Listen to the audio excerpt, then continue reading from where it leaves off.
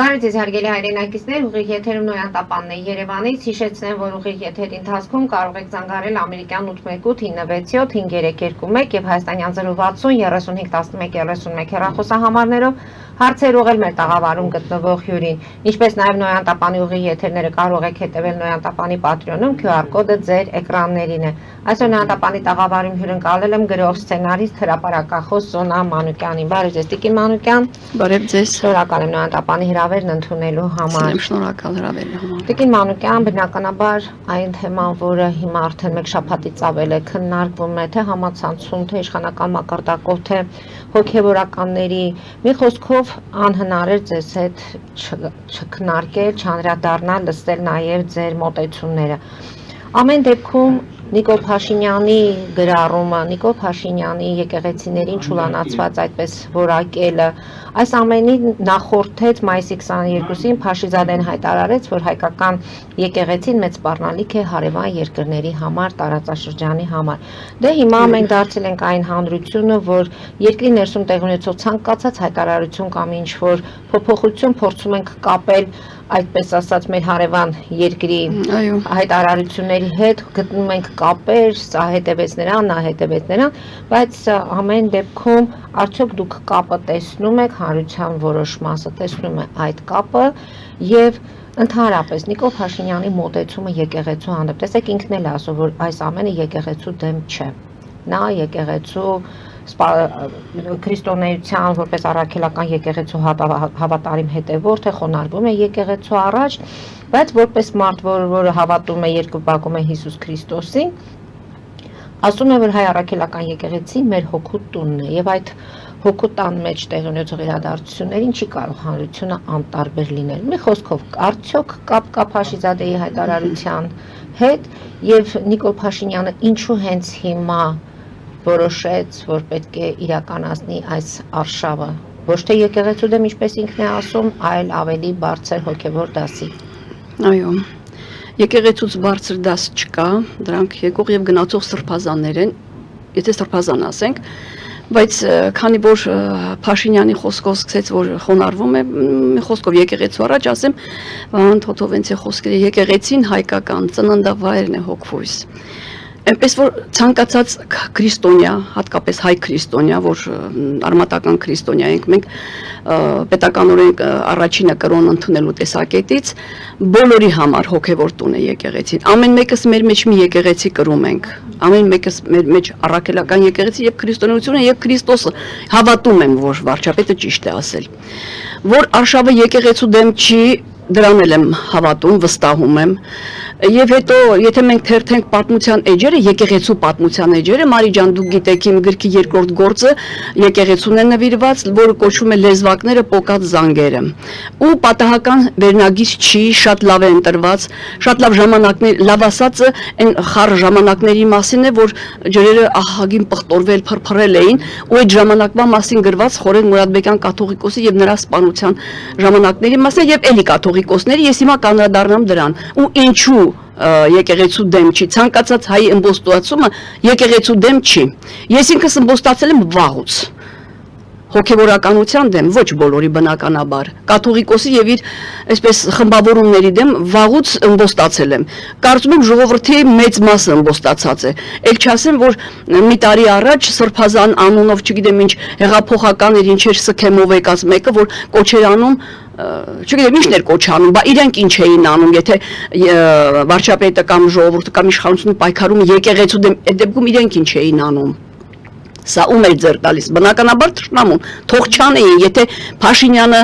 թշնամու ջրաղացին ջուր լցնելու համար, չգիտեմ Փաշիզադեի հայտարարությունները կամ եկեղեցին իրեն ենթարկելու համար, չգիտեմ ինչ էր անում, եկեղեցին բարի լինի իր տեղում լինել եւ քարոզի սեր ու հարգանք ժողովրդի մեջ, ոչ թե հակառակը։ Մենք ու գիտենք առանց Փաշինյանի ելույթների, գիտենք մեր կաթողիկոսի, չգիտեմ ոնց ասեմ կաթողիկոս, դու գիտեք ինձ համար կաթողիկոսներ ովքեր են եղել։ Կաթողիկոսի անցած ճանապարհն ու ամբողջ վարք ու բարգը իր ամբողջ կենսագրությունը։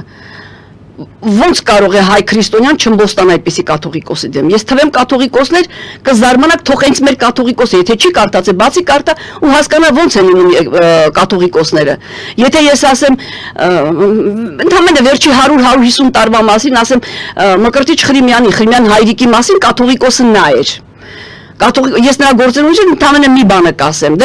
Դրան հաջորդող կաթողիկոս մի տարվա չասեմ, Մաթեոս բան ասեմ Գևորգ 5-րդի կաթողիկոսության ժամանակները, ցեղասպանության ամբողջ տարիները մինչև 32 թվականը ահավորված ծանր ժամանակներ, ցեղասպանություն, պատերազմներ, պարտություններ, սով, համաճարակ, դիակներ, ամբողջ Հայաստանի համար ողբերգական, չգիտեմ, աղետալի մի վիճակ, որի ժամանակ Գևորգ 5-րդն էր կաթողիկոսը։ Բացեն ու կարդան Գևորգ 5-րդ կաթողիկոսի, չգիտեմ ոնց բնութագրեմ գործունեություն, թե ինչպեսին կարող է լինել վեհափառը, որ հպարտությամբ ասես վեհափառ։ Հպարտությամբ ասես մեր կաթողիկոսը, որ ուզենաս անպայման որևէ կերպ խոնարհվել անգամ անունի առաջ, իր արած գործերի առաջ։ Նրանից պետք է սովորեն ոնց կարելի է եկեղեցական կաթողիկոս լինել։ Այնպես որ ըմբոստացումը ես վարչապետին մի կողմ եմ թողում, դուք գիտեք ու հետևորդները շատ լավ գիտեն, որ ես վարչապետին մնացած երեքից չեմ տարբերում, իրենց իր սխալների համար ասել եմ, բոլորը պիտի պատասխան տան, բայց այստեղ գանք մի բանի, որ մեծագույն սխալ ասեմ, հանցագործություն ասեմ, չգիտեմ, ես վատ ժամանակներում եկեղեցու բռնած դիրքը սարսափելի վտանգավոր է երկրի համար։ Իմ համար լրիվ մեկ է, ինչ կանի վարչապետի բռնած դիրքը վտանգավոր չի, Տիկին Մանուկյան։ Իսկ ինչ է անում վարչապետն, ասում է եկեղեցի ձեզ կարգի պահեք։ Հայտարարություններին կանրադառնամ, հայտարարությունները կոռեկտ չէին, հայտարարությունները բառի ընտրությունները սխալ էին, այդպիսի բան ես չէի, գիտեք ինչ, չսպասել մի բան, մի այլ բան, որ իրոք ընդունելի չէր։ Քննադատում եմ, այն էլ ինչ կարգ եմ քննադատում, շատ վատ արեց, բայց ես հիմա խոսեմ ինչի համար, նա չքննադատել, մեկ ուրիշը ավելի վատ բառերով կարող է քննադատել։ Մենք ասենք դրանից ավելի վատ բաներ են։ Վատ բաներ, որը որ եթերային չէ, վատ բաներ, որը որ հարթակ չունեն խոսելու մարդիկ, ովքեր ասում են, իսկ մենք գիտենք, որ շատ են ասում, ապա թող ասեն, սխալ են անում, որ ըմբոստանում են կաթողիկոսի եւ իր խմբավորման դեմ։ Եվ կուսակրոնության ուխտի մասին էլ են ճիշտ անում, նախ ճիշտ են անում, բայց իմ ասած գործոնները շատ ավելի կարևոր են, քան կուսակրոնության խախտումը։ Շատ ավելի վտանգավոր են ազգի համար, ազգային անվտանգության համար, ավելի վտանգավոր են ես այսպես հիմնական միտքս կառուցում եմ ազգային անվտանգության, եկեղեցու հետ հիմնավոր մի կառույցի հետ, որը կարող է ժողովրդին ուղղորդել եւ հատկապես մեր օրերում, որ ատելությունը ափ լցված է երկրում, սեր քարոզեր, փոխարեն դա աներ, ես չգիտեմ, արելա այն ինչ որ պիտի վաղուց արած չլիներ։ Մեկ էլ մի բան կա մեր մեջ ընդունված հայության մեջ, ասում են, ոտը խերով լինի չլինի, իր հենց գալու օրը հոկտեմբերի 27 եղավ, չգիտեմ, դրանից բխող բոլոր դժբախտությունները երկրի գլխին հոկտեմբերի 27-ից հետո, չգիտեմ, ինչ կապենք, ինչ չկապենք կամ ինչ կարգով մաքրեն կաթողիկոսի անցած ճանապարհը, եթե մենք անցած ճանապարհը հաշվենք հոկտեմբերի 27-ով, պատկերացրեք ինչպիսի սկիզբ։ Ու ահա խնդրեմ, եթե պիտի գնա վերջ, ինչպիսի վերջ։ Ով ասեց, որ այդքան այդ կարգի հոգևոր դասից դուրս գալու աշխարհի կյանքի մեջ մտնելու իրավունք ունի կաթողիկոսը, որտեղ է գրված։ Եթե դա ազգային անվտանգությանը վերաբերեր, թող հենց Գևորգ 5-րդի նման խոսեր Սարդարապետի ժամանակ, երբ որ Սիլիկիանում ընդհանրապես զորավարներն ասում են, վեհապար հեռացեք եկեղեցուց Էշմիածնից, գնացեք Սևանիվանք, այնտեղ մի խոսքով որ ապահով կլինի, որովհետև թուրքերը մոտենում են։ Վեհապարը չգիտեմ, շատ հաճախ կրկնել են, բոլորը գիտեն, շատ ասեն, ես նորից կկրկնեմ, ասում եմ, եթե հայկական ուժերը ի վիճակի չեն թուրքական զորքին կանգնեցնել, ես կկռվեմ դրանց դեմ եւ հոգ չէ որ կընկնեմ մայր եկեղեցու շեմին։ Ես չգիտեմ, մեր կրոնավորներից ոմանք կամ հենց կաթողիկոսի մասին խոսենք, ինքը կաներ նույն քայլ, բավական չէ որ հայտարարություն չի եղել։ Մինչդեռ մեր կաթողիկոսին շատ հնարավորություններ եղել են ապացուցելու, որ գոնե Գևորգ 5-րդից ինչ որ բան է սովորել։ Եվ շրջափակման ժամանակ Արցախի ոչ մի կերպ, ոչ մի այսպես շարժ չարեց, որ հիմա ձեր ասած Փաշիզադեն չասի, գիտեք, եկեղեցին այսպես գնար ու կանգներ ժողովրդի կողքին, ուր էր Պարքևը Սրբազանը Շուշիից ուր էր դուրս եկել, ինքը չգիտեր, այդ նրանց ովքեր այդ հոգևորականներ, ովքեր որ թեմերում ունեին առաքելություն, նրանց հետ կանչելը, այդ ինչ էր անում կաթողիկոսը, այդպիսի վերաբերմունք են ունենում, դառնալով Մկրտիչ Խրիմյանին, Խրիմյան հայրիկին, ասեմ մի բան է, ասի միայն մի բանը կասեմ, 1904-3 թվերից սկսած, երբ որ ռուսական կայսրությունը որոշեց փակել հայկական ծխական դպրոցները, բռնագրավել եկեղեցու գույքը, մի խոսքով հայկական մի այսպիսի ճնշմատակ հայությանը պահելու, ինչ արեց Խրիմյան հայրիկը, հերոսական կերպար, եթե նա իր կաթողիկոսն հոգևոր առաջնորդ լինելուց բացի ինքը ազգային անվտանգության մասին էր մտածում, արեց այն ինչ որ քչերը կարող էին անել, չենթարկվեց ոչ մի օրենքի, հնարավորինս պահել եւ ծխական դպրոցները եւ եկեղեցու գույքը, որը որ ժողովուրդ ինքը ասում է, դա ժողովրդին է պայքարում, ժողովրդին ունեցածը ժողովրդից կարող եք վերցնել, դա իմ գործառույթները չէ, ժողովրդին է ամբողջ եկեղեցին։ Իսկ մենք չգիտեմ, այդ վեհարանը կառուցվում էր տարիներ շարունակ, ասում էին հանգանակություն արեք, որ Էշմիածնի վեհարանը կամ չգիտեմ ինչ որ կառույցները ավարտեցին։ Դրա ավարտեցին, բայց քանի տարի տևեց։ Հիմա ես թողնում եմ վարչապետի հայտարարությունները։ Խոսքը իր մասին է, ու ես ասում եմ, դա ազգադապ քաղաքականություն է, որ չի կարելի քաղաքականություն ասել հոգևոր դասի ներկայացուցիչների մասին։ Շատ ափսոսում եմ, որ նրանց մեջ շատ լավերը կան, որ ձայնը չեն բարձրացնում, իհարկե կան ասողներ, եւ մենք լավ ենք լսում համացանցում կան ելույթ ունեցողներ, բոլոր թերությունները, անձնական կյանքի մասին, կոռուպցիոն շրջանակների մասին, ենթարկվելու մասին, ել չեմ ասում, որ եթե ուրեմն աշխարհում առաջին պետականորեն քրիստոնեություն ընդունող երկիրը ունի մի շատ հետաքրքիր, շատ լավ, շատ առաջադեմ առաքելություն, դրա մասին էլի Գևորգ 5-րդի մասին ու հետո իրեն հաջորդած Խորեն Մուրադբեկյանի մասին, որ ամերիկացի մի հոգևորական Թիրութանի անունով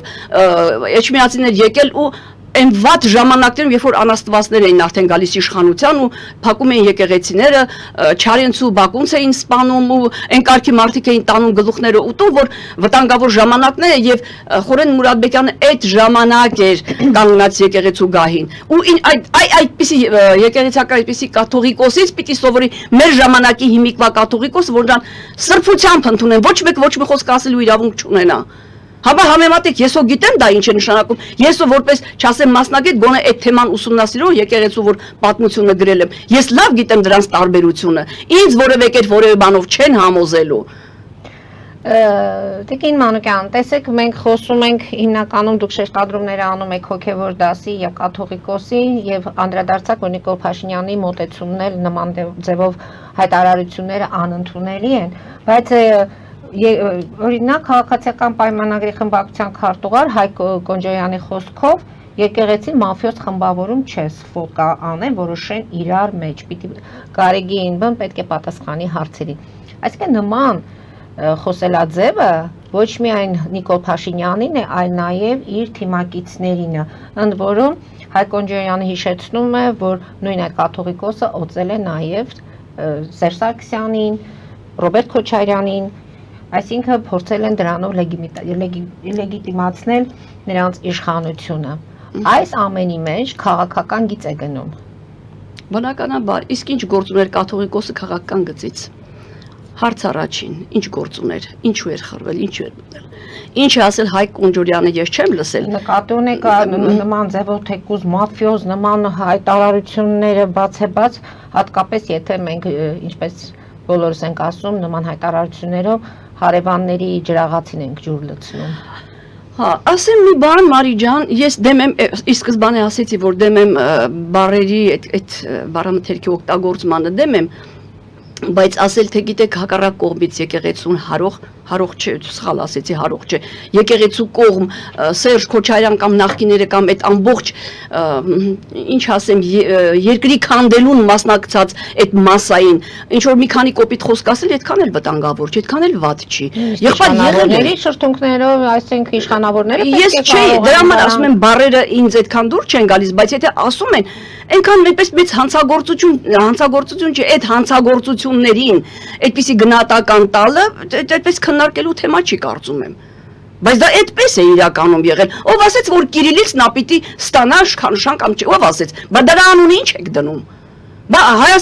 աշխարհում առաջինը քրիստոնյա երկրի կաթողիկոսը պիտի գնա հնազանդվի, չգիտեմ, չգիտեմ, բոլորը գիտեն, գնա ենթարկվի քանի երրորդ ընդ որում ասեմ, Ռուսաստանում ուրեմն համայն Ռուսիո կնքամայր Աննան, որ հայկականների ծագում ուներ, էլի հայերի բերած կրոնն էր, որ ընդունեցին ռուսները։ Եվ իմանա պիտի գնա խոնարհվի, ամբողջ, եթե խոնարհվում է կաթողիկոսը կրոնի իմաստով, խոնարհվում է ամբողջ ժողովուրդը։ Ես ինչու պիտի խոնարհվեմ ինձնից ցածր կրոնավորի առաջ։ Ինչի համար պիտի անեմ, դրա անունը ինչ կարգով, ինչ բառամթերք օգտագործվի։ Ես Կոնջորյանին չեմ լսել, չգիտեմ, այդ տղան պարկեշտ է արտահայտվում հիմնականում, չգիտեմ ինքը ինչ է ասել, հնարավոր է որ ունից դուրս են եկել, բայց ես քննադատում եմ այս իշխանությունը։ Մարդիկ չեն զբաղվում հոգևոր ծառայությամբ, Համամիտեմ քաղաքական մարտագլխիկներ։ Համամիտեմ, ճիշտ է արել, որովհետև ես ասեցի 20-րդ դարի սկզբին Մկրտիչ Խրիմյանի արածը, Գևորգ 5-րդի արածը, նաև Խորեն Մուրադբեկյանի համեմատելու եզրեր չկա, նրանք են անում, նրանք արել են ազգային գործեր։ Ինչ ազգային գործի մասին է խոսքը, թող մի ազգային գործի մասին խոսեն ամբողջ եկեղեցին չեմ ուզում ասել, եկեղեցի ես ինձ սկզբից Թոթովենցի խոսքերով ասեցի, եկեղեցին մեր համար սրբավայր, սրբատուն է, ամեն ինչ է, բայց այնտեղ մտած մարդիկ ինչեր են անում, ինչով են զբաղված, ես հիմա Ռոմի պապերի մասին կխոսեմ, ինչով են զբաղված, իրենք արդեն լավ գիտեն, եթե հայտնվել արդեն բոլորը գիտեն ինչ են արել, թող իդեպ չարտնան է որոշ մեղադրանքներ կարծես թե ինձ Աննա Հակոբյանը շատ հետաքրքիր չի, իր ասածները հետաքրքիր չեն, ոչ էլ վարչապետինը բացարձակ չեմ ուզում անդրադառնալ, բայց ես արդեն դու գիտեք, տարուց ավել ես քննադատում եմ ամբողջ Էջմիածնի այդ հոգևոր դասի այն հատվածը, որ լավ գիտի կաթողիկոսի արածները։ Ես դա մի բառով ասում եմ ազգադավություն։ Պատահական չէր, որ համեմատեցի եւ Խրիմյան հայրիկի եւ Գևորգ 5-րդի եւ Խորեն Մուրադբեկյանի հետ։ Նրանք ազգային մտածողության հոգևորականներ էին, նրանք սուրբ մարդիկ էին, նրանց հետ եւ դրանց հաջորդողը լինի Գարեգին բան, որ ոչ մի լավ բան չենք տեսել, մենք այս քանի 26 տարի է արդեն։ Չենք որևէ լավ բան։ Հիմա պատմության մեջ ինչ պիտի գրվի։ Ես հիմա կանադառնամ Ռոմի պապերին։ Ուրեմն կա մի գիրք Լեո Տաքսիլն է գրել, ֆրանսիացի շատ լավ գրող, նաև կաթոլիկ եկեղեցու, այսպես ուսմունքները բացի ուսումնասիրել, նաև եղել է անդամ։ Գիրքը կոչվում է Սրբազան ավազակավորչ։ Սրբազան ավազակավորչը պատմում է Ռոմի պապերի մասին, խայտարակ պատմություններ, թե ինչ կարգով են ապրել նրանք այդ ամբողջ պապերին հերթով պատմում, ասում է պապերի մասին, ասում եւ մի պապի մասին ես ուզում եմ համեմատական անցկացնել մեր Գարեգին բեի հետ։ Մի ուղիղ համեմատական, խնդրում եմ շատերը լսեն, տեսնեն ես ինչքանով սխալ կլեմ, թող անդրադարձեն։ Շատ կուզեի, որ հիմա զանգեին, որևէ մեկ ինձ անդրադարձներ դա։ Ուրեմն պապերից մեկը են հերքել կամ եթե պատրաստ է կարող ենք նաև կամ հաստատեն կամ հերքեն, բայց ես խոսում եմ գրքի լեզվով Տաքսիլի գրքի Սրբազան ավազակավորչը գրքի մասին եմ խոսում։ Ուրեմն պապերից մեկ այնքան այլասերված ու այլանդակ է եղել, անգամ մահից հետո որ թաղել են նրան, ժողովուրդը գիշերով գնացել հանել են նրան գերեզմանից, բերել եկեղեցու դիմացը նստացրել է ինչ-որ հարմարացրած փայտերով, չգիտեմ ինչերով, նորից տարել թաղել են, հաջորդ օրը եկել տեսել են, որ նորից հանել են գերեզմանից, այդպիսի պապ, այդպիսի սրբապղծություն, ամբողջ գիրքը պատմելու համար մի քանի ժամը չի բավարարի։ Պատկերացրեք, ես հիմա կուզեի հարցնել մեր եկեղեցականին եւ հատկապես կաթողիկոսին, ինչ է կարծում, ձեզնից հետո ինչ կանեն։ Ինչ կանեն, որ ոչինչ չեք արել 26 տարում, գալու օրը եղել է մի հատ ջարդ խորհրդարանում, ու մինչև հիմա ոչ մի լավ բան, եղել է Արցախի հայաթափումը, ոչ մի խոսք, ոչ մի անգամ ժողովրդի կողքին չկանգնելը, եղել է ամբողջ շրջափակումը, ոչ մի խոսք, ոչինչ չի արել, բա ինչ եկեղեցական, ինչ քրիստոնեական եկեղեցու առաջնորդ, ես կասեի համաշխարհային քրիստոնեության։ Ես ինձ թույլ եմ տալիս ասելու ու կարծում եմ դա ճիշտ է, պարզապես դա վիրավորական է, համայն աշխարհի քրիստոնեության համար վիրավորական է, որ այսպիսի առաջնորդ պիտի լինի ու այդ առաջնորդը իր տեղում չլինի։ Թույլ է տվել վարչապետը, որ մենք չենք սիրում նրան, իր համար խոսի, թույլ է տվել կուզեք ասեք Կոնջորյան կամ ուրիշ մեկը խոսի։ Նկատի ունի, եթե լիներ ամեն ինչ ձեր ասածով այդ մակարդակը բարձր լիներ, այսօր վարչապետը իրեն թույլ չէր տա։ Բնականաբար ժողովուրդը կպաշտեր նրան։ Ես երազում եմ երբ կլներ, որ որևէ կերպ Վազգեն առաջինին տեսնեմ շատ ջահել ժամանակ ու այսպես եկեղեցու բակում ենք ձեռքը գլխից դնելով անցավ, դա իմ համար մի, չգիտեմ ինչ էր, որ ես անդադ հիշում եմ կամ ասում գիտեք, այսպես ա եղել։ Հիմա ես այս կաթողիկոսին տեսնել չեմ ուզում։ Ինչը տեսնեմ, դա ինչ կաթողիկ։ Մանուկյան դուք չեք ուզում տեսնել, բայց մենք ունենք հավատացյալ ժողովուրդ։ Ես հավատացյալ եմ, ինձանից հավատացյալ ոչ ոք չլինի։ Գիշերը աղոթում եմ քնելուց, համբուրել են նրա աչքը, հավատքով իրենց երեխաներին տարել են խաբվել են, հիմա ես ասեմ, խաբվել են։ Գիշերը քնելուց առաջ աղոթում եմ, առավոտյան արթնանալուց աղոթում եմ, եկեղեցու մոտով անցնելուց խաչակնքում եմ, աղոթում եմ, սիրում ու ես արմատական քրիստոնյա եմ, սիրում ու պաշտում եմ եւ Հիսուսին եւ Սուրբ Երրորդություն եւ ամեն ինչը։ Եկեղեցին եկեղեցականները կապ չունեն եկեղեցու հոգեվոր այսպես սննդի հետ։ Նա ով որ մի այսպես չգիտեմ կենսագրություն ունի սուրբ մարդ է, մարդ կա որ եկեղեցական չէ, բայց ասում են շատ սուրբ մարդ է։ Նրան ավելի շատ է սիրում ու լսում։ Երկու խոսք լսում ես մարդ, ասում են հոգեվորսության մասին կար։ Հիշում եք դարասկզբին 21-րդ դարի 20-ի վերջին 21-ի սկզբին Եհովայի վկաներն ինչքան էին շատացել։ Դուք կասեք ինձ հիմա դա եկեղեցու թերացումը չէր, որ այդքան աղանդները շատացան։ Եթե ես պատմության մեջ բերեմ Պավլիկյանների շարժումը, թոնդրակացիների շարժումը, չգիտեմ այնքան բաներ, որ աղանդավորներ էին։ Հիմա բերում եմ Եհովայի վկաները եւ էլի շատ այդպիսի աղանդավորների շարժումը։ Այդ ժամանակ ես ինչ կարող եմ անել սովորական մի մարդ, սովորական հավատացյալ մեկը, որ գրել է մի ստեղծագործություն, կոչվում է Ալելույա 2001 թվին քրիստոնեության ընդունման 1700-ամյակի արդիվ չտեսնված մի գործ ոչ եկեղեցին ընդունեց ոչ որանչ արեցին այն ինչը որ եկեղեցական է ինչ որ կրոնական է այն ինչ որ հոգևոր սնունդ կարող է տալ մարդուն բավարարվածություն զգա մարդը իր բավարարվածությամբ լցվի դա չի արվում Տիկին Մանուկյան դուրս գան կարճատև գովազդային դադարի, որից հետո կպատասխանենք նաև մեր հեռախոսազանգերին, այնպես որ հարգելի հայրենակիցներ հետևեք, քիչ անց կվերադառնանք տաղավար եւ կշարունակենք մեր զրույցը։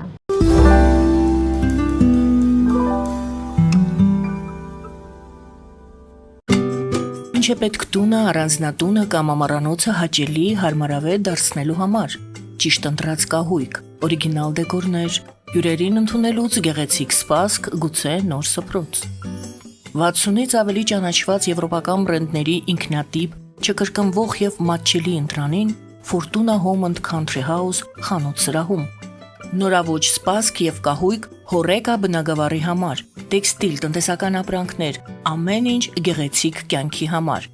Ընտրեք այն, ինչ վաղուց փնտրում էիք Fortuna Home and Country House-ում, ձեզ համար եւ որպես նվեր ձեր մտերիմների համար։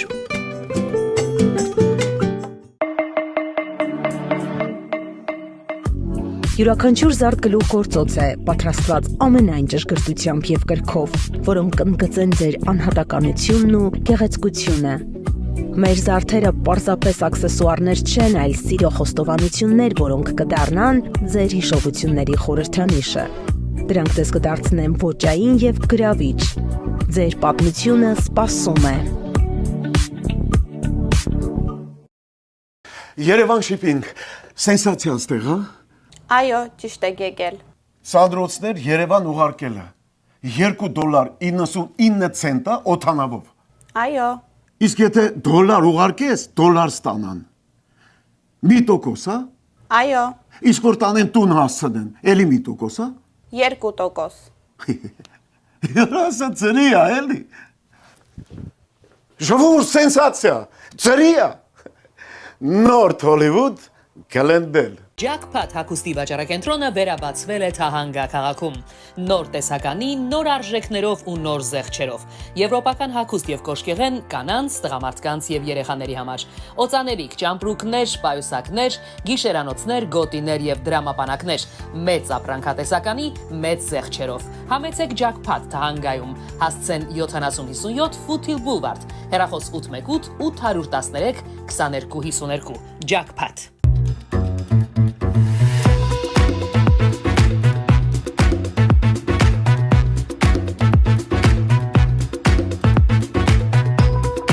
Արարատ ռեստորան, ընտանեկան եւ ընկերական ժամանցի լավագույն հասցե, սիրված արտիստներ, հյուրընկալ մթնոլորտ, հարուստ ճաշացան, անմահական խորտիկներ, Արարատ ռեստորան, հասցեն անփոփոխ, սիրով սպասում ենք ձեզ։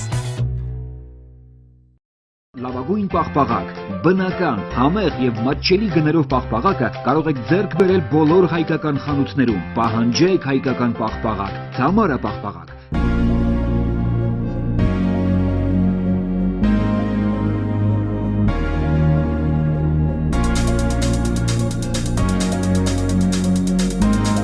Տպագրեք ձեր գիրքը Նոյան տապան տպագրատանը, ինչպես նաև թերթեր, ամսագրեր, բուկլետներ եւ այլն։ Հասցեն քաղաք Երևան, Իսահակյան 28 առաջին հարկ։ Հեռախոս Հայաստանից +374 55 50 90 52, ԱՄՆ-ից 818 967 567։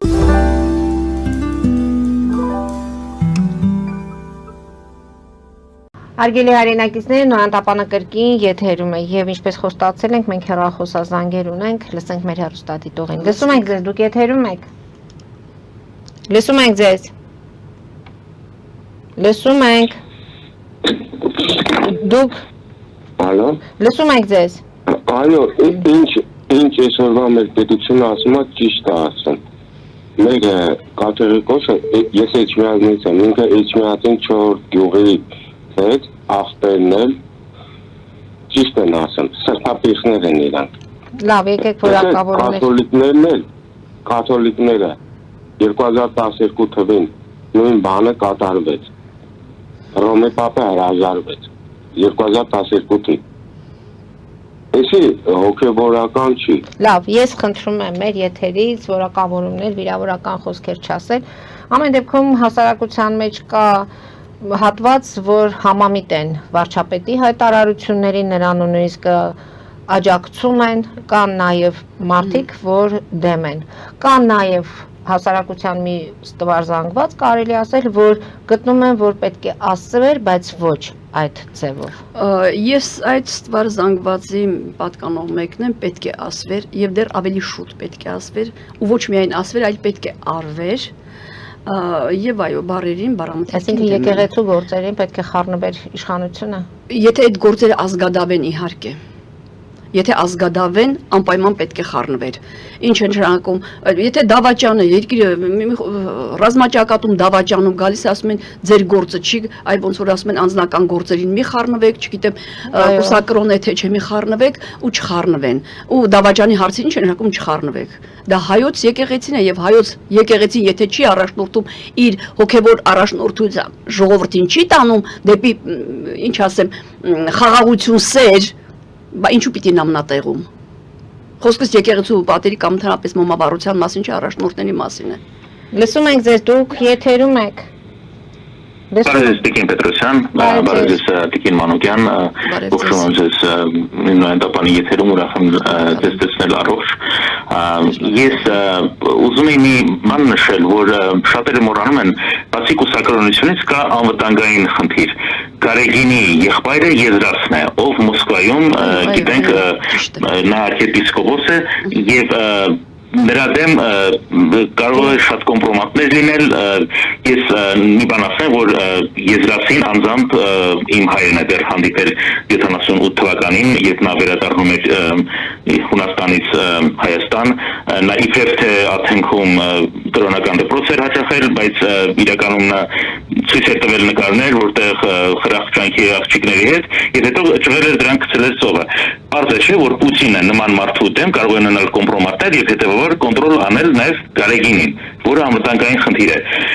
Բայց դες հետեւյալ հարցն եմ ուզում տալ Տիկին Մանուկյան, այո, Փաշինյանը միգուցե սխալ արտահայտվեց, բայց խառնվելու հետ կապված ես Փաշինյանին մեղադրում եմ եւ կուզենամ իմանալ ձեր կարծիքը, եթե կան խնդիրներ, մանկապարտություն կամ դավաճանություն, ես ավելի շատ դավաճանության եմ կամ գործակալական բանի եմ հատված, պետությունը ի վիճակի է բռնել, ձերբակալել, ինչու պետությունը եթե ունի ԱԱՑ-ն ունի փաստեր, չի ձերբակալում որոշ հոգևորականների, այդպես բոլորը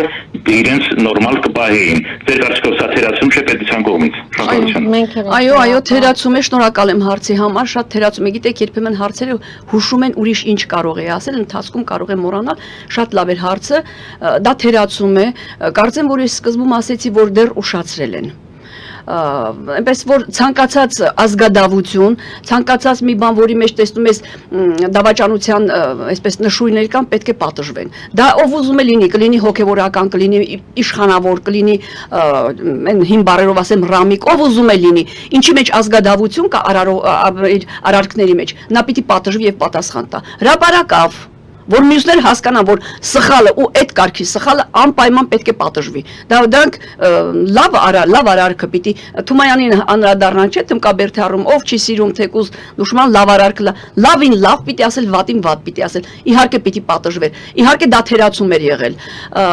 Վերադառնալով վարչապետի արածի, եթե վարչապետը չխոսեր, մենք չգիտենք որ Տադիտող ակնարկեց նաև Վլադիմիր Պուտինին Ռուսաստանի Դաշնության։ Այո,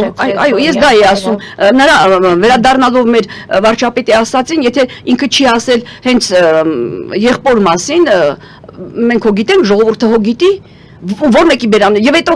փակել չի լինում բերանները, եւ հետո եթե ժողովրդի մի մասը եկեղեցում, դա եկեղեցի չի, ժողովրդի մի մասը այն հատվածը, ովքեր որ Սերժ Քոչարյանական այդ ընդդիմություն կոչվող, չգիտեմ անունները մի քան անգամ վատ բարերով ասեմ չեմ կրկնի,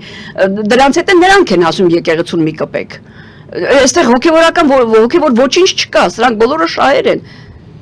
որ մեր անվտանգությունը չգիտեմ ինչ ասեմ, անվտանգությունը վստահվել, թե թողնել են կամ կիսել են կամ մի խոսքով պիտի անպայման պատժվի, հեռուստատողի ճիշտ էր ասում, դա երկրի իշխանությունների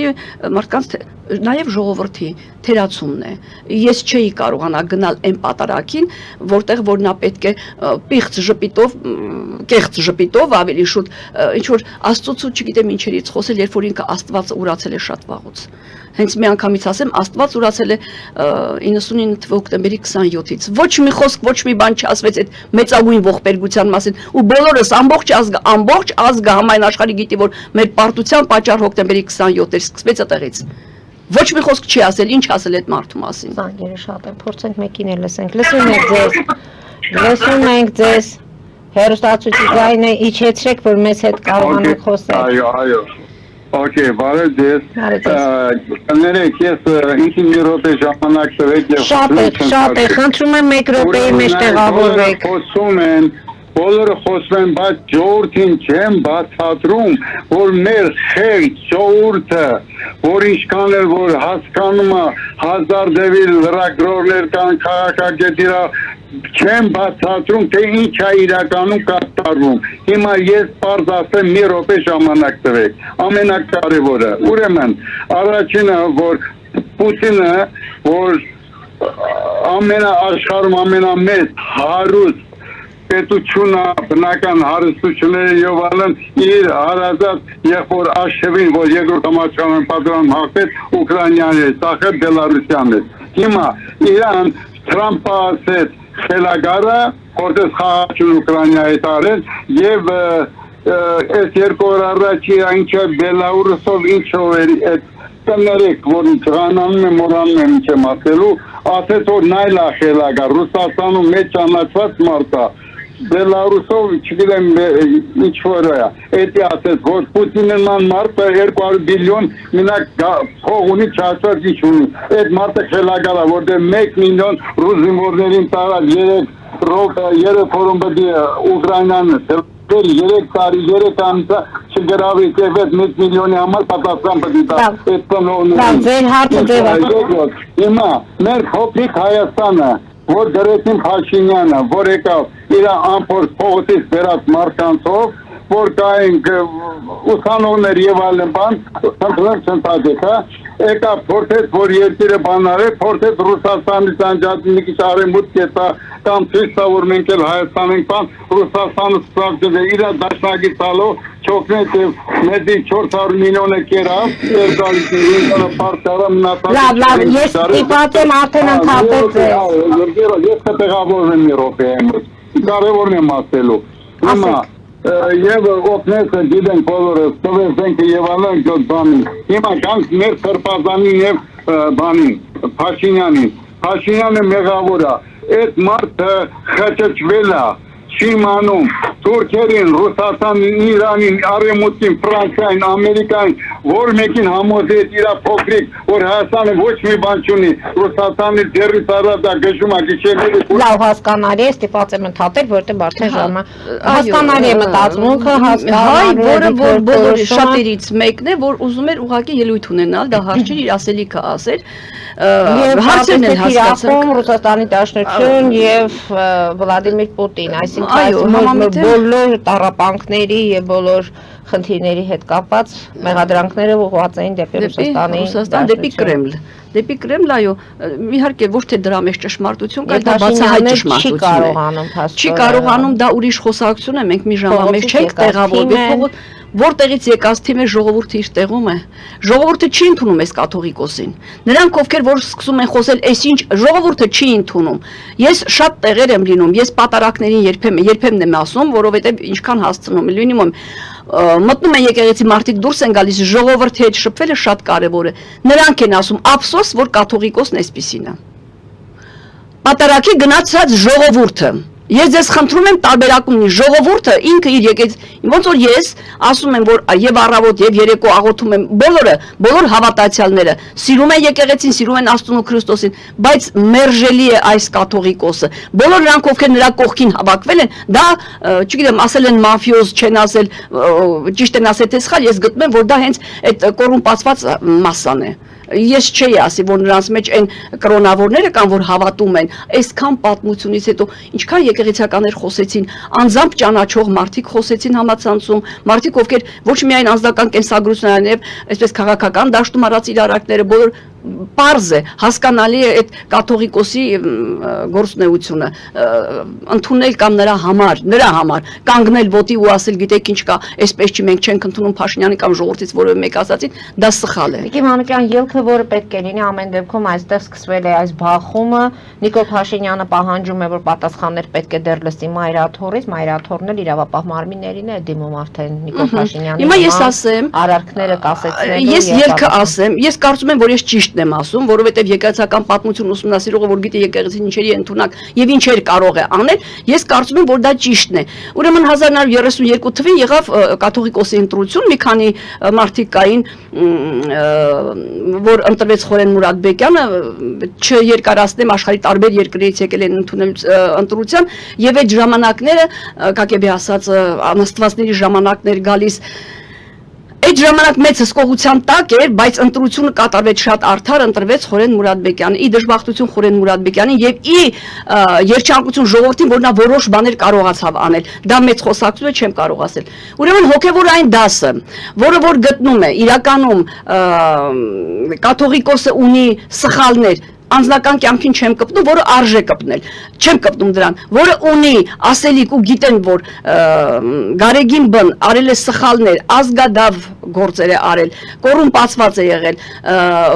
Պուտինի հետ է եղել, նրա համախոհն է եղել, եղբոր հետ է եղել, ում հետ եղել է բոլոր նրանք հոգևոր դասին կոչ եմ անում, խնդրում եմ, կազմակերպեք նոր ընտրություններ Կազմակերպեք նոր ընտրություններ, ոչինչ չի փոխվելու, ոչ մի բան չեղել, ոչ թշնամիները մեր վրա կուրախանան, կասեն, ես ինչ է այնտեղ գզվրտոց է գնացել, ոչ էլ որևէ փորձանք, ընդհակառակը փորձանքից կազատվենք։ Կատարեք ընտրություն հոգևոր դասի աշխարհի բոլոր թեմերին, դա եկեղեցական կարգ ու կանոն է, թեմերում ասվում է, ինչ որ ամսով առաջ ասվում է, որ ընտրությունները այսինչ օրն է լինում, կարող են հրավիրել իրավապահ մարմիններին դիմելու Փարքաստո պետք չի, ինչի համար եմ ասում, թող չհասնի իրավապահ մարմիններին, դա արդեն, չգիտեմ, վտանգավոր սահման կլինի իրավապահ մարմիններին դիմելը, որովհետև մենք գիտեք մեր ազգային անվտանգություն այնքան խոսելի է հիմա չի կարելի ուղղակի այդպիսի ցնցում տանել ժողովրդի մեջ հատկապես որ այսքան ատելություն կա շատ լավ է այ մեր հերոսատողն ասեց ինչու չեն բացատրում ժողովրդին կրոնի ու քրիստոնեության տեսակետից բացատրելու ոչինչ չկա միայն պետք է բացատրել որ այն հատվածը որը ասում է որ կաթողիկոսը որ այս ժամանակ Սերժ Քոչարյանական, չգիտեմ, այս բաները այդ հատվածի բաժանումն է եղել, որպեսզի այդ բաժանումը չխորանա, որպեսզի, չգիտեմ, Աստված մի արած է, հանկարծ այն ատելությունը չհասնի բախվելու կիզակետին, որ թշնամիներն իրոք չուրախանան։ Ասելիքս դա է, դրա համար իրավապահ մարմինները առայժմ թող լինեն իրենք զգոն, բայց չխառնվեն։ Իրավապահ մարմիններին դիմում են ինչի համար։ Դիմում են, որ Մոսկվան իրենց կպահի դրա համար Իրավապահ մարմինները ովքեր ոչ ենթարկվում են Մոսկվային պիտի գնան անեն այն ինչ որ Մոսկվան արեց իհարկե ձեռագիրը ծանոթ է ու մենք գիտենք այդ ուղղությունը որտեղից եկավ ուր է գնում որ Հայաստանն ասենք եկեղեցի, եթե Կիրիլը Պուտին ասում են պետք է հայոց կաթողիկոսը, ես չեմ ասում, անունով չեմ ասում, Գարեգի կաթողիկոսը պետք է խոնարհվի ռուսական մեծ կայսրության կաթողիկոսը, ես դա չեմ կարող ընդունել։ Ու դա է գիծը, որ գնում է, հենց դրա մասին է խոսքը, որ մեր եկեղեցին պետք է ենթակա լինի ռուսական եկեղեցուն, եւ մենք վերջերս իմացանք, որ Լենինի հրապարակում, Լենինի արձանի տեղեր հանրապետության հրապարակում ուզում էին ռուսական եկեղեցի կառուցել, ինչի համար մենք ունենք ռուսական եկեղեցի մեր մոտ։ Հիշենք, որ նույն այդ Ռուսաստանի պատրիարքը փաստորեն Ալիևի կնոջն էր շքանշան տալիս, իհարկե, այստեղ թե մշակութային, հա, մշակույթին այն տարբեր մշակույթների եւ հերոստատիտողի զայրույթը, որ Պուտինի համեմատ նկատմամբ կար, ինչքան արդարացված էր, եւ այն հատվածը, որ ինքը պետք է տանի մահմեդականին տա քրիստոնեը, չգիտեմ, բառեր չեմ գտնում ասելու, այդպեսի շքանշան, այդպեսի մեծարում անի, չգիտես դրա անունը ինչ դնես ու ստորադասի հայկական եկեղեցին։ Եվ այդ հայկական եկեղեցու հովվապետը կարող է խոնարհվել ու ասել, գիտեք, այդպես չի, պետք է լինի, չգիտեմ, իր եղբոր Մոսկվայում աշխատող, մի խոսքով համախմբված, դա իրականում ես չէի ուզել այդ բառը ասել, բայց պիտի ասեմ, էլի մաֆիա է գործում մեծ։ Շատերն ասում են այդ սքեմի տակ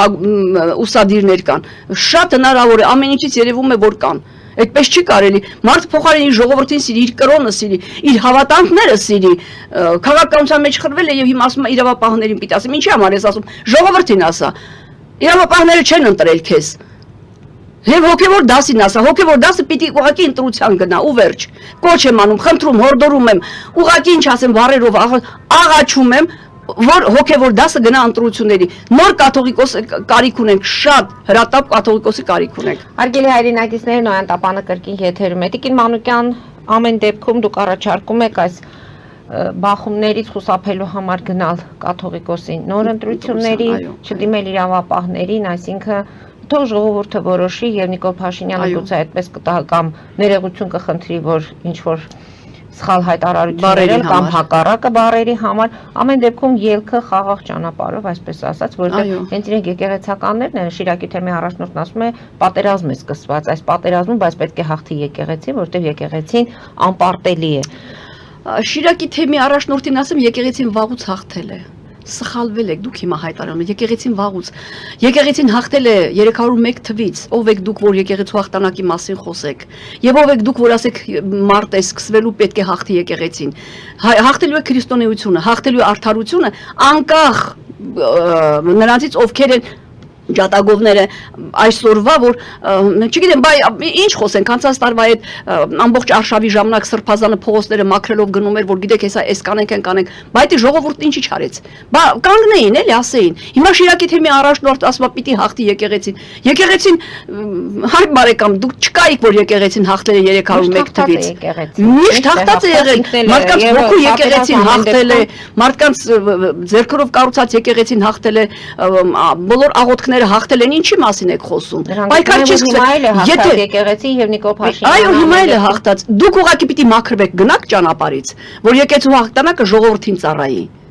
այդքանը դուք պիտի գնաք դուրս գաք այս ասպարեզից Նիկոլ Փաշինյան չի նշանակում Հայաստան աշխարհ Նիկոլ Փաշինյանը վաղը չի լինելու բայց երկիրը պիտի լինի կրոնը պիտի լինի մեր եկեղեցիները մեր հավատքը պիտի լինի ով եք դուք որը որոշեք մարտի ընդ հաղթի եկեղեցին մեկ էլ դուք պիտի հաղթեք իրենք պետք է հեռանան թե Նիկոլ Փաշինյանն էլ պետք է հեռանա Նիկոլ Փաշինյանը պիտի հեռանա ընտրություններով բայց իրենք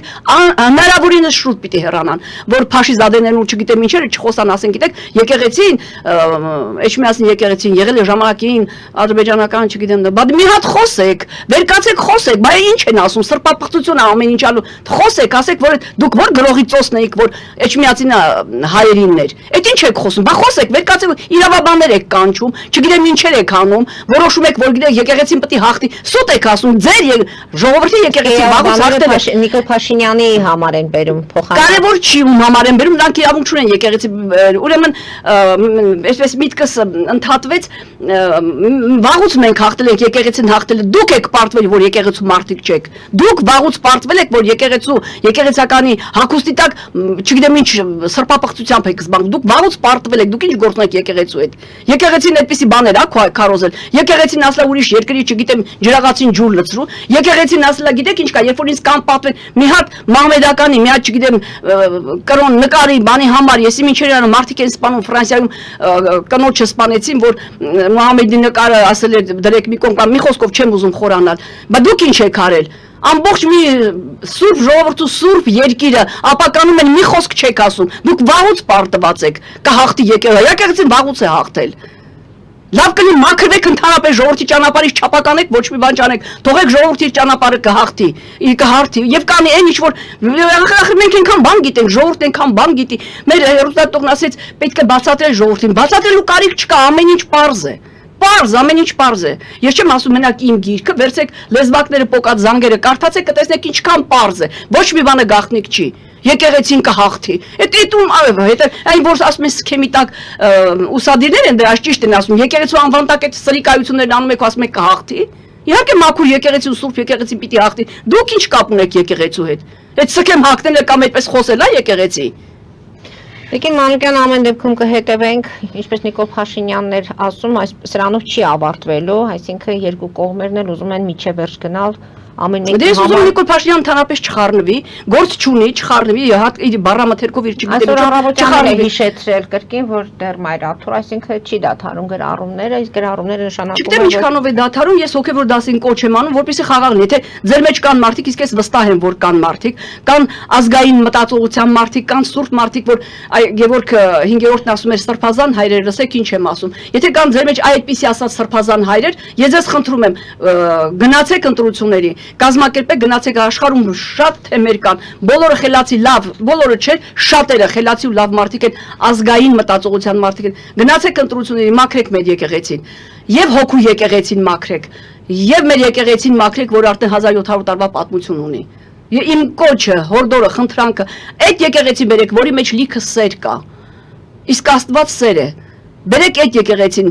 ես չմոռանամ ասեմ, մոմերը մի ժամանակ մոմը վաճառում էին 20 դրամ, հետո սարքեցին 40 դրամ, հետո սարքեցին 60 դրամ, դրա սրբությունը որն է, աղոթքը 200, դե հա, արդեն ըստ չափերի մեծացրել են, հիմա աղոթքի համար պետք է փող մուծեն, ով եք դուք, որ ձեզ աղոթեն կամ ձեզ փող մուծեն, այդպես են սրբությունները պահում, սրբավայրերն այդպես են լինում։ Պսակների, կնունքների ամեն ինչի համար փողեր, դա ինչ սրբություն, սա ինչ սրբա, դուք ով եք, ինչ գործ ունեք սուրբ եկեղեցու հետ։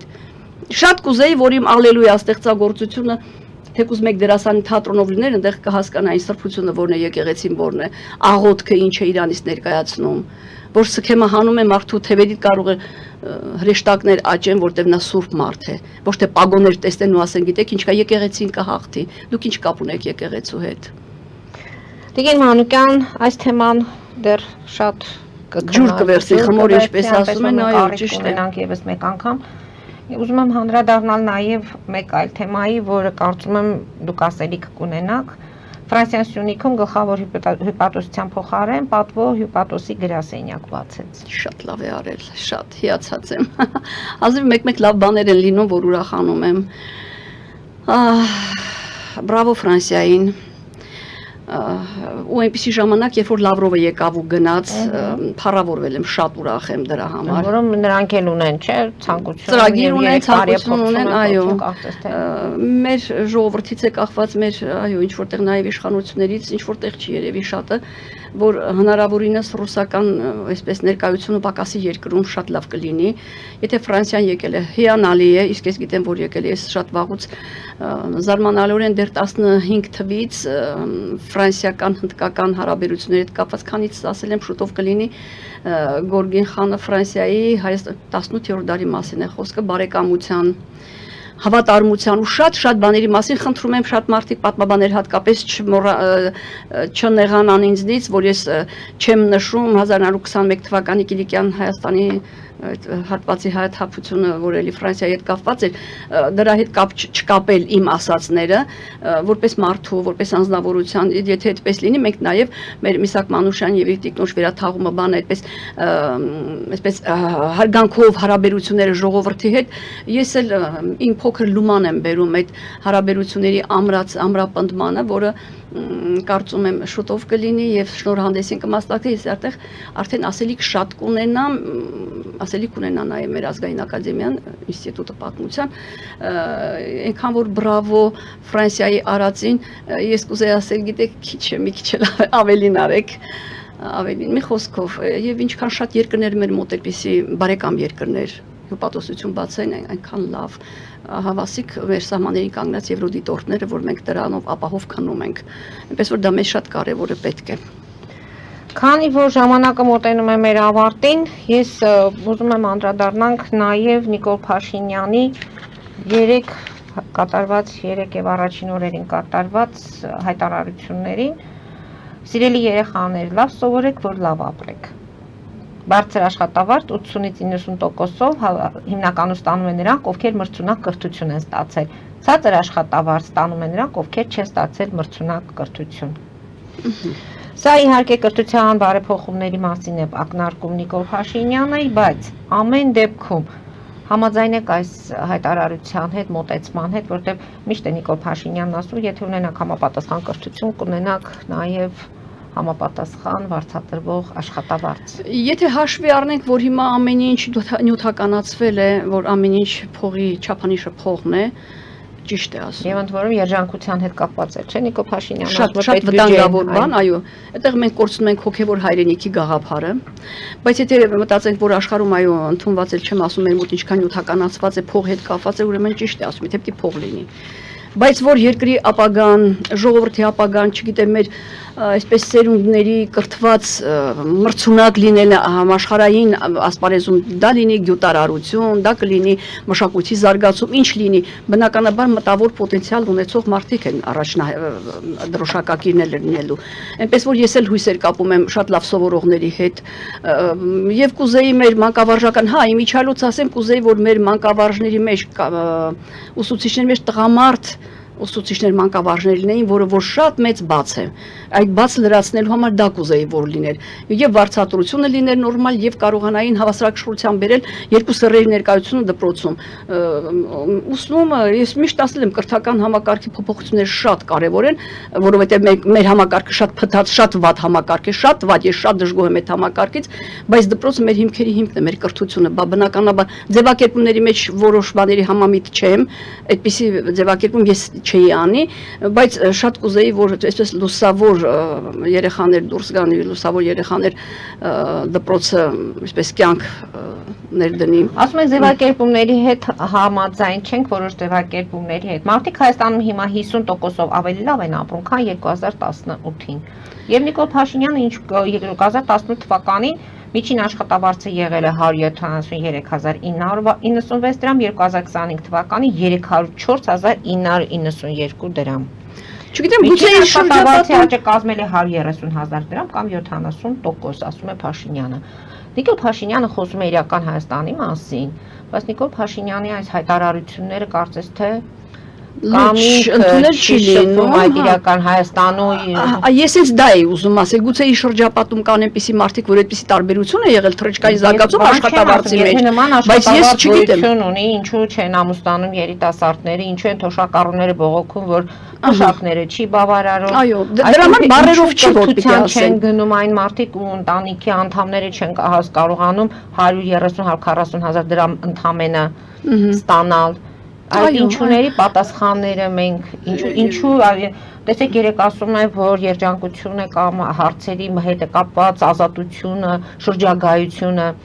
նույնիսկ Հայաստանի ներսում հայաստանցիները չեն կարողանում Ծաղկաձորում գնալ 2-3 օր հանգստանալ։ Դե ուրեմն զսպող մի բան դրեք, որ չգնան Վրաստանում հանգստանալ, որտեղ այնտեղ ավելի էժան է։ Զսպողը պետք է գները բավականին մատչելի լինեն։ Գները մատչելի, դրա համար եմ ասում, զսպեք գները։ Ոչ թե օրինակ աշխատավարձերն է ստանում մարդիկ, ինչու են մարդիկ բողոքում։ Ուրեմն չկա վերևից հսկողություն։ Կբողոքեն, որովհետև դա այդպես չի, սխալ է։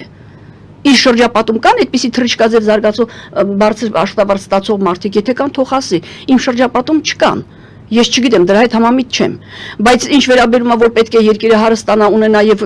ամեն ինչ ինչից կարող է իր քաղաքացին օգտվել, պիտի գնան Վրաստանում հանգստանալ, չգնան Ծաղկաձորում, Ծաղկաձորի գները կատաղած գներ են, ահավոր գներ են, ոնց գնան։ Եվ այն փողը, որ պետք է օգտագործել Վրաստանում, կարող է վերել։ Նիկոլ Փաշինյանը անդադ ուղղորդում է դեպի պետական բյուջեն։ Պետական բյուջեն լցնում էին թալանվածներով, թող բերեին, ես ասել եմ 2 Հայաստանի, 2-3 Հայաստան, չգիտեմ, այդ օլիգարխները տարել են արդեն, այդքանը բերեք պետբյուջե, տեսեք մի 100 տարի մենք առանց աշխատելու կապրեինք։ Այդքանը թողել եք ընդեղ, հիմա ասում եք ժողովրդի գրպանից 150 դրամ տրանսպորտին, բնակ Մակարեսի տարածքով աղբահանություն, չգիտեմ, այնպիսի բաներ, որ էլի ժողովրդից եք տանում։ Խոսքը ինչի մասն է, դուք աշխատեք, ձեր տեղում եղեք, աշխատեք, օլիգարխներից վերցրեք են գումարը, որ հենց ժողովրդից տարել են, բերեք պետբյուջեն լցրեք, ժողովրդին թողեք հանգիստ ապրի ու զարգանա։ Եվ հետո ուրիշ երկրների օրինակը վերցրեք գյուղատնտեսության առումով կամ ուրիշ, հենց կակրած Թուրքիայում բառից համար կներեք կակրած հատուկ, հենց Թուրքիայի համար ասեմ, որ այնտեղ շատ երկար ժամանակ, մի քանի տասնամյակ հարկեր չէին մուծում գյուղատնտեսություն զարգացնելու համար։ Գյուղատնտեսություն զարգացնել եւ զարգացավ։ Եվ արեք մի բան, որ ժողովուրդը կարողանա ինքը զարգացնել։ Ժողովրդին հողից պոկել չի լինի, բայց հիմա ժողովուրդն ինքն իրեն է պոկվում հողից։ Այն դեպքում, երբ որ ժողովուրդը մարդը, որ ինքը գիտի ինքը այդ հողի հետ աշխատելու արարում է, արարող գործ է անում, նա երբեք իր հողից չի կտրվի։ Բայց այնպիսի պայմաններ ստեղծվեցին, որ նա թողնում ու ձգտում է դեպի քաղաքը օրվա հաց վաստակելու այդքանով միայն, ոչ թե կարկուտի, քամու, անձրևի, չգիտեմ, աղետե բնական աղետների դեմ պայքարելով չկարողանալով։ Դա պետական համակարգի բուրգից սկսած վերևից պետք է մտածել այդ մասին։ Գիտակ մարդիկ պետք է լինեն, ով ասեց, որ գյուղնախարարությունը պետք է Տիկին Մանուկյան մեր հեռուստադիտողներին այս պահին ես զգուշացնեմ, որ մենք դուրս ենք գալիս ABC-ից, բայց Նոյան Տապանի պատրիոնում շարունակում ենք մեր զրույցը, որովհետև ես հարց ունեմ, եւս մեկ հարց ձեզ։ Գյուղատնտեսության մասին խոսեցիք, որ պետք է զարգացնենք, հողի մասին եք խոսում, Նիկոլ Փաշինյանը հայտարարեց, որ մենք պատերազմում հայրենիքից մի մաս կորցրել ենք, բայց ձեռք են բերենք պետություն, որն ավելի ինքնիշխան է եւ անկախ։ Ինչ անենք, ասենք Կրեմլը հաղթեց, այսպես թող ասեն Աջապահյանը Կրեմլը հաղթեց, որ դուք պետականություն չունեք, հապկը չգիտի որտեղ գա, ձեր սահմանները, ձեր տարածք են մտել, թուրքերը թե չեն մտել, հիմա տարածք են գծում, որ ասեն գիտեք ինչ կա իրական Հայաստանը սա է, մեր սահմանը սա է, մոռանանք երազանքները, մոռանանք, չգիտեմ, մեր աղոթքները, մեր երկրի, մեր ժողովրդի, մեր կորսված հայրենիք ու չգիտեմ ինչի համար մոռանանք, որովհետև Կրեմլում այդպես էին ծրագրերը, այդպես էին ուզում։ Հիմա իրական հայրիկ, դուք սա ունեք, գոհ եղեք։ Մի քիչ սպասեք, սա էլ կտանենք։ Ահավասիկ ջերմուկի մոտ եւ արդենիսի։ Պատերազմ չի լինելու։ Պատերազմը անխուսափելի է։ Ես չեմ հավատում Փաշինյանի ոչ մի բառին։ Մենք իրար հետ լավ ապրելու ենք, գնալու ենք, գալու ենք, առևտուր ենք անելու։ Թող նայ հայելու մեջ տեսին իրան հավատում է, ես չեմ հավատում։ Ես չեմ հավատում ոչ միայն իր այդպես ասողներին, ոչ մեկին չեմ հավատում։ Ես պատմություն շատ լավ գիտեմ։ Ես գիտեմ ով է մեր թշնամին։ Ես գիտեմ նա ինչի է ընդունակ։ Նա օրական հայտարարում է, որ գիտեք ինչ կա ֆաշիստական Հայաստանը պիտի վերանա, ասում է գնում ենք խաղաղության։ Նա ամոթ է տո։ Ես համաձայն եմ, որ խոսեն խաղաղությունից, խաղաղության խաչմերուկից, շատ բաներից մինչև ժամանակ շահեն, որ կարողանան զինվել։ Դրան համաձայն եմ, ինչից կուզեք խոսեք, ես մի անգամ ասել եմ աշնանացանից խոսեք, կուզեք արդյունաբերության զարգա, ինչից ուզում եք, միայն ժամանակ շահեք, որ զինվեք, բայց ասել, որ խաղաղություն կլինի կամ գիտեք, այսպես դա սուտ է։ Ալիև Բերանով ասում է, եւ հետո եթե չասի պատմության մեջ կարդում ենք թուրանական պետությունը, չգիտեմ, Հայաստանը որպես սեփ խրված այդ թուրքական ժողովուրդների մեջ, ինչի մասին է խոսքը։ Նրանք իրենց ծրագրից երբեք չեն Ահավասիկ, չգիտեմ ինչ արեցին Թալաթի համար, ինչեր էին անում, ինչ տոնեցին, չգիտեմ արձաներ կանգնեցին, ինչ արին, մեկը լիներ իրան հարցներ էլի, բա որ Թալաթը ձեր համար այդքան մեծ մարդ է, Բերլինում սատկացրին նրան, 5 օր ինչի չէիք բերում թաղեիք, մնաց ընդեղ գերմանացիներին թաղեցին 43 թվին նոր բերեցիք, էներ Հիտլերը տվեց, որտեղ շատ նման եք իրար էլի, ֆաշիստական երկրներ եք, դրա համար այդպես բարեկամություն արեցիք իրար հետ։ Ինչի մասին եք խոսում։ Հիմա ասում եք գիտեք պատերազմ չի լինելու։ Մի խափեք։ Ժողովուրդն իհարկե չի խափվում։ Ոչինչ որ խոսում է թող խոսա։ Եթե դրանով ժամանակ էլի եմ ասում, մի 100 անգամ կրկնել եմ։ Եթե դրանով ժամանակ շահի թող ասի, բայց չի լինելու դա։ Տիկին Մանուկյան, շնորհակալություն եմ հայտնում այսօրվա հաղորդման համար։ Կներեք, որ մի քիչ էմոցիոնալ խոսեցի, ուրիշ բաներ էի ուզում խոսել, այդ ստացվեց։ Հետևենք զարգացումներին, կարծում եմ դրանք մեզ դեռ սպասվում են։ Աստված լավ թեմաներ լինեն, խոսենք հաղթանակներից։ Խոսենք ձեռքբերումի մշակույթից, իմ ամենասիրած թեման հոգևոր հայրենիքից ու մշակույթից, դա ես սիրում եմ, անկախ եմ բանից, որ ցեղասպանության թեմաներ եմ գրում, չգիտեմ ինչեր, անկախ դրանից իմ ամենասիրած թեման հոգևոր հայրենիք, կրթություն, մշակույթ, այո։ Շնորհակալություն եմ հատիվս մեկ անգամ։ Հարգելի հայրենակիցներ, այսօր այսքանով ավարտում ենք, հետևեք զարգացումներին, մնացեք խաղաղությամբ։